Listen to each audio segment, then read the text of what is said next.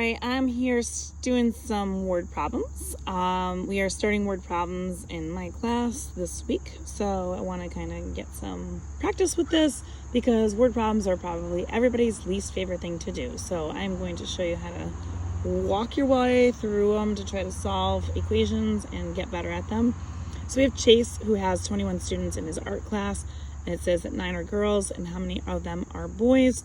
So this is a pretty straightforward setup for an equation. It's a one-step equation. So we're going to start by looking at numbers. So in a word problem, we want to focus on the numbers. You see a 21 there. That is the only number I see that is actually written out as a number. However, there is one more number here that is written out as a word. So we want to make sure we circle that as well. So we know that 9 of them are girls, and we're looking to find out how many of them are boys. So if I want to write out a label, I'm going to call B the boys. So I'm just going to write that out.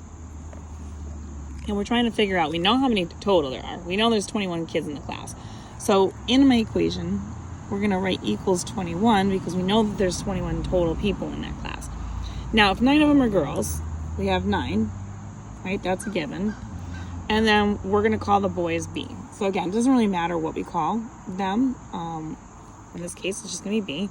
And if I'm thinking about operations that go in between this, if I have 9 girls and however many boys, the operation in between that is going to be addition because we're going to be adding the boys and the girls together to figure out the total. So one-step equation, I'm just going to go ahead and figure out. I'm going to subtract 9 girls from both sides. Again, many of you guys probably won't even write this all out like that, but this is how you do it in algebra class.